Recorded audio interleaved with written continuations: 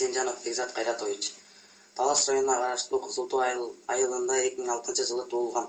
Байсейитұлы Эшмамет атындагы орто мектебин 7-классын аяктадым.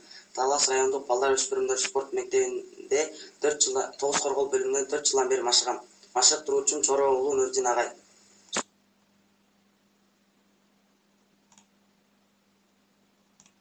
Негизги машыгуулар мектепте болот. Курпалаштар менен 3 саат машыгабыз.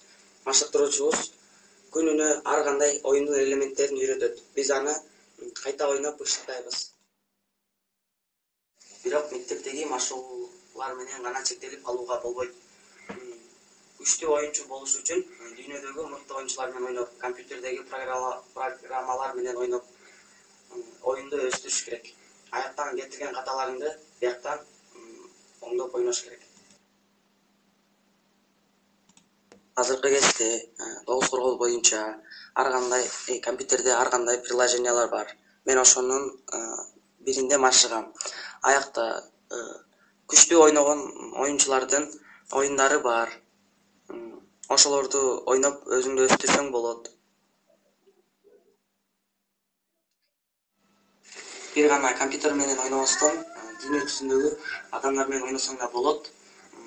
Атайын дүйнө жүзүндөгү адамдар ойнош үчүн уюштуруучу сайт бар.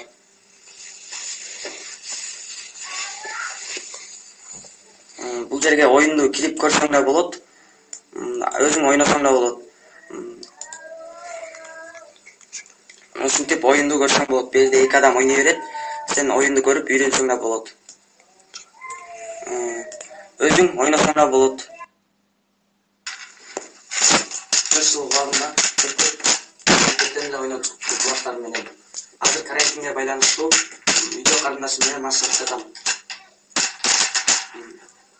Тоскорголду кыйын, оңой эле оюн деп ойлошот. Тоскорголдун да өзүнүн кыйынчылыктары бар. Буну ойнош үчүн толтура оюндарды жаттап жүрүшүң керек. Айрыкча турнирлерге барганда үйгө келип эс алмайынча чарчайсың.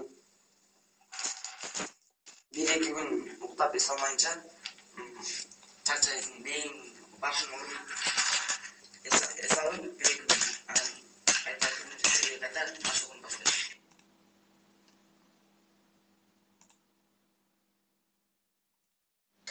Компьютер менен ойноп чектелбестен ар кандай турнирлер өтүп турат.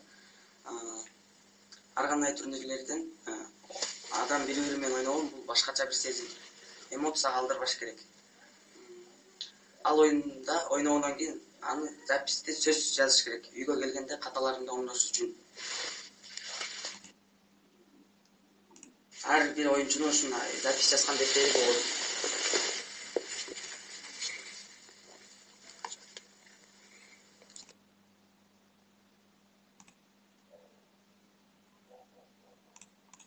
Өзүң эле ойногон оюндарды эмес, бул жерде агай тарабынан бүт дүйнө жүзүндөгү ойнолгон запистер бар. Бизге агай доступ берип койгон. Каалаган убакта кирип ойной алабыз. Мисалы, Чыңгыз Айтматов 18.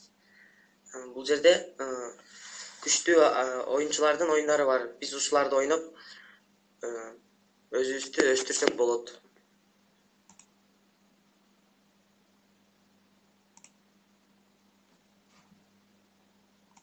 Төрт жылдын ичинде көптөгөн ийгиликтерге жетиштим. Талас облусунун ичинде ар дайым биринчи орун болуп келем.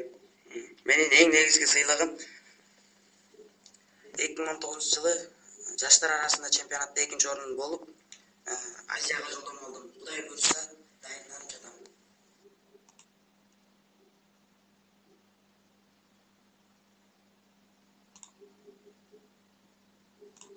Аспа койгон максаттарым чоң. Азиянын, дүйнөнүн чемпиону болмок.